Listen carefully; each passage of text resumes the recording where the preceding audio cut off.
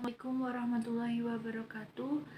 Perkenalkan, nama saya Rofita Aprilia Dewi dari kelas 1B, Prodi Pendidikan Bahasa dan Sastra Indonesia, Fakultas Keguruan dan Ilmu Pendidikan, Universitas Tidar. Di sini saya akan melaksanakan ujian tengah semester dengan mata kuliah berbicara. Untuk pertanyaan yang pertama, jelaskan mengapa saudara sebagai mahasiswa program studi Pendidikan Bahasa dan Sastra Indonesia FKIP Untidar perlu menempuh mata kuliah berbicara. Karena mahasiswa Prodi Pendidikan Bahasa dan Sastra Indonesia akan menjadi seorang guru atau seorang pendidik atau jurnalis, sehingga diperlukan keterampilan berbicara untuk menjelaskan kepada murid-murid melalui bahasa lisan. Oleh karena itu, mahasiswa Pendidikan Bahasa dan Sastra Indonesia adalah mahasiswa bahasa, sehingga perlu menguasai keterampilan berbahasa. Salah satunya adalah berbicara. Dengan adanya mata kuliah berbicara, mahasiswa dapat membangun kepercayaan diri pada kemampuan yang dimiliki. Mahasiswa dapat mengandalkan keterampilan dan membantu mahasiswa siap menghadapi skenario kehidupan nyata. Pertanyaan yang kedua, sebutkan aspek-aspek keterampilan berbahasa dan jelaskan antar aspek. Aspek-aspek keterampilan berbahasa dibagi menjadi 4 komponen, yaitu 1. Keterampilan menyimak, kedua, keterampilan berbicara, yang ketiga, keterampilan membaca, yang keempat, keterampilan menulis. Dari 4 komponen tersebut merupakan satu kesatuan yang disebut catur tunggal. Hubungan aspek keterampilan berbahasa antara lain. Yang pertama, hubungan antara berbicara dan menyimak. Berbicara dan menyimak adalah kegiatan komunikasi dua arah yang langsung serta merupakan komunikasi tatap muka atau face-to-face communication. Hal-hal yang perlu diperhatikan dari hubungan berbicara dan menyimak adalah yang pertama, ujaran biasanya dipelajari melalui menyimak dan meniru. Yang kedua, kata-kata yang dipakai serta dipelajari oleh anak biasanya ditentukan oleh perangsang yang mereka temui. Yang ketiga, ujaran sang anak mencerminkan pemakaian bahasa di rumah dan dalam masyarakat tempatnya hidup. Misalnya, ucapan, intonasi, kosakata, penggunaan kata-kata, dan pola-pola kalimat. Yang keempat, anak-anak yang lebih mudah dapat memahami kalimat yang jauh lebih panjang dan rumit. Yang kelima, meningkatkan keterampilan menyimak berarti membantu meningkatkan kualitas berbicara seseorang. Yang keenam, bunyi atau suara menjadi faktor penting untuk meningkatkan cara pemakaian kata-kata asing oleh anak. Yang ketujuh, berbicara dengan bantuan alat peraga akan menghasilkan informasi yang lebih baik pada pihak penyimak. Umumnya, anak lebih suka meniru bahasa yang didengarnya. Yang kedua, hubungan antara berbicara dan membaca. Berbahasa lisan dan kesiapan membaca memerlukan keterampilan-keterampilan mencakup ujaran yang jelas dan lancar, kosakata yang luas dan beraneka ragam, kalimat-kalimat lengkap dan sempurna, pembedaan pendengaran yang tepat, dan kemampuan mengikuti serta menelusuri kejadian-kejadian dalam urutan yang wajar secara logis. Hal yang harus diperhatikan antara lain: 1. Penampilan membaca berbeda sekali dengan kecakapan berbahasa lisan. Yang kedua, pola-pola ujarab tunaraksa mengganggu pelajaran membaca bagi anak-anak. Yang ketiga, ujaran membentuk dasar bagi pelajaran membaca yang dilakukan anak-anak kelas lebih tinggi untuk membantu meningkatkan bahasa lisan.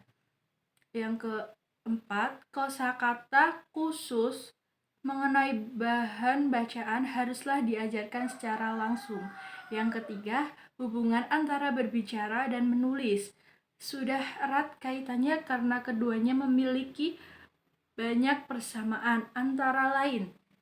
Yang pertama, sang anak belajar lebih jauh sebelum dia dapat menulis dengan memperhatikan kosakata, pola kalimat, serta ide-ide ujaran untuk ekspresi tulis berikutnya.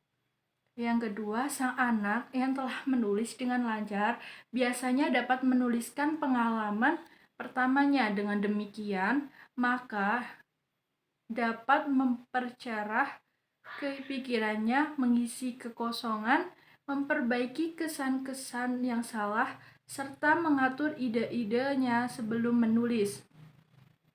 Yang ketiga, ekspresi lisan cenderung ke arah kurang berstruktur, berubah-ubah, tidak tetap, dan kacau, serta membingungkan daripada komunikasi lisan. Sebaliknya, ekspresi tulis cenderung lebih unggul dalam struktur kalimat, lebih formal dalam gaya bahasa, dan lebih teratur dalam pengertian ide-ide. Ya, pertanyaan yang ketiga, sebutkan serta jelaskan prinsip umum yang mendasari kegiatan berbicara. Yang pertama, membutuhkan paling sedikit 2 orang sebagai pembicara dan mitra bicara yang saling membutuhkan dan saling berkaitan, karena pembicara butuh untuk didengarkan dan mitra pembicara butuh untuk mendapatkan informasi. Kemudian yang kedua, menggunakan sandi linguistik yang mudah dipahami sehingga mitra pembicara dapat memahami maksud dan tujuan yang disampaikan oleh pembicara. Yang ketiga, menerima atau mengakui suatu daerah referensi umum. Pengetahuan didapatkan tidak hanya dari buku, tetapi juga berasal dari pengalaman yang akan menambah referensi dalam berkomunikasi. Yang ketiga, menerima atau mengakui suatu daerah referensi umum. Yang keempat, berhubungan dengan masa kini.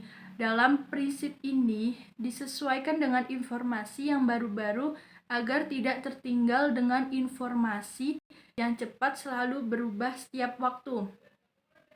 Yang kelima, hanya melibatkan perlengkapan yang berhubungan dengan bunyi bahasa dan pendengaran. Yang keenam, tidak pandang bulu menghadapi dan memperlakukan apa yang nyata dan diterima sebagai dalil. Yang ketujuh, pertukaran antara partisipan, bahwa kita akan bertukar pendapat atau gagasan untuk memperkaya pengetahuan terhadap suatu hal.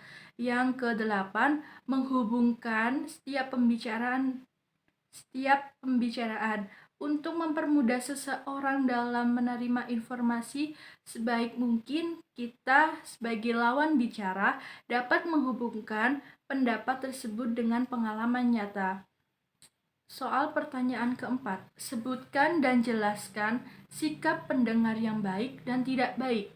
Pendengar yang baik adalah memiliki empati yang tinggi sehingga dapat membuat lawan bicara merasakan dukungan. Ciri-ciri pendengar yang baik adalah yang pertama, melakukan kontak mata. Lakukan kontak mata yang baik dengan individu tersebut selama percakapan berlangsung. Ini akan membantu kita lebih memahami kata-kata yang diucapkan, ekspresi wajah, serta gerakan yang dilakukan oleh orang tersebut. Yang kedua, tidak menyela pembicaraan. Pastikan Anda tidak menyela saat dia masih bicara. Biarkan dia menyelesaikan ceritanya, cobalah mengertinya dulu. Setelah selesai, baru kamu dapat merespon dengan baik. Yang ketiga, tidak mengalihkan pembicaraan. Tetap konsentrasi dalam mendengarkan pembicara yang sedang menceritakan kejadian tersebut. Usahakan tidak mengalihkan pembicaraan dengan hal-hal yang dapat mengganggu dia dalam berbicara. Yang keempat, memberi saran seperlunya. Setelah selesai dalam menceritakan, Anda dapat memberi tanggapan berupa pemasukan kritik dan saran dengan baik dan tidak berlebihan. Sikap pendengar yang tidak baik. Yang pertama, tidak mengajukan pertanyaan, karena sikap pendengar yang tidak baik melakukan suatu hal menyimak dengan tidak baik. Yang kedua, mengambil bagian paling banyak dalam berbicara. Seorang pendengar yang buruk cenderung selalu mengobrolkan segala sesuatu dengan dirinya sendiri, bukan si pembicara. Yang ketiga, tidak memparafrasekan untuk menunjukkan pemahaman Anda. Rangkumlah poin-poin yang dianggap penting sebagai pemahaman kita dari apa yang dikatakan oleh pembicara. Yang keempat, multitasking saat mengobrol. Ketika Anda multitasking, misal memegang HP dan bermain medsos saat ada rapat atau duduk mengobrol, Anda secara tidak langsung sepenuhnya dalam obrolan. Yang kelima, sering memotong atau menyela pembicaraan, menginterupsi. Orang-orang ini tidak sepenuhnya mendengarkan orang lain. Orang semacam ini cenderung menginterupsi, menganggap diri mereka sudah paham ke obrolan yang disampaikan pembicara. Pertanyaan yang kelima, sebutkan dan jelaskan faktor-faktor yang menentukan keefektifan berbicara. Faktor-faktor yang menentukan keefektifan berbicara terdiri atas dua, yaitu faktor kebahasaan dan non-kebahasaan. Faktor kebahasaan terdiri dari yang pertama, ketepatan ucapan. Seorang pembicara harus membiasakan diri mengucapkan bunyi-bunyi bahasa secara tepat.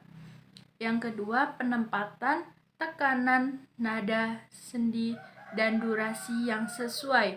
Kesesuaian tekanan nada, sandi, dan durasi memiliki daya tarik sendiri dalam berbicara. Hal itu sebagai faktor penentu dengan gaya penyampaian yang menarik dan datar saja. Terkadang masalah yang dibicarakan kurang menarik jika penempatan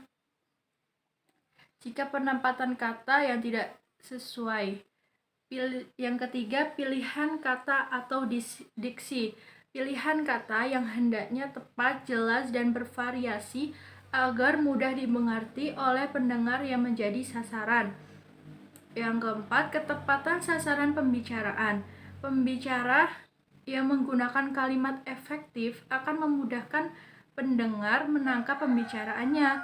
Seorang pembicara harus mampu menyusun kalimat efektif, kalimat yang mengenai sasaran.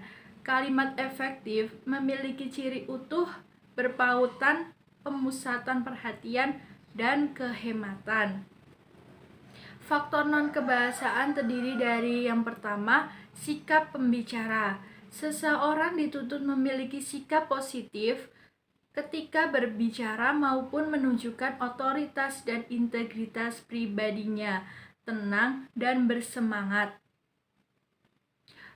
Yang kedua, pandangan mata. Seorang pembicara mengarahkan pandangan matanya kepada semua yang hadir agar para pendengar merasa terlihat dalam pembicaraan.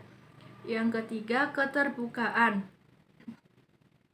Seorang pembicara dituntut memiliki sikap terbuka, jujur dalam mengemukakan pendapat, pikiran, perasaan, atau gagasannya, dan bersedia menerima kritikan dari dan mengubah pendapatnya kalau ternyata memang keliru atau tidak dilandasi argumentasi yang kuat. Yang keempat,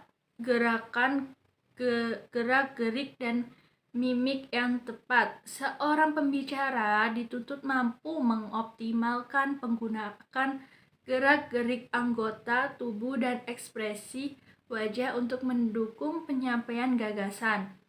Yang kelima, kenyaringan suara. Seorang pembicara dituntut mampu memproduksi suara yang nyaring sehingga dengan tempat, situasi, jumlah pendengar, dan kondisi akustik. Yang keenam, kelancaran. Seorang pembicara dituntut mampu menyampaikan gagasannya dengan lancar. Kelancaran berbicara akan mempermudah pendengar menangkap keutuhan isi paparan yang disampaikan. Yang ketujuh, penguasaan topik. Seorang pembicara dituntut menguasai topik yang dibicarakan dengan persiapan yang matang, penguasaan materi yang baik, dan meningkatkan keberanian dan rasa percaya diri dan penalaran. Sekian dan terima kasih. Wassalamualaikum warahmatullahi wabarakatuh.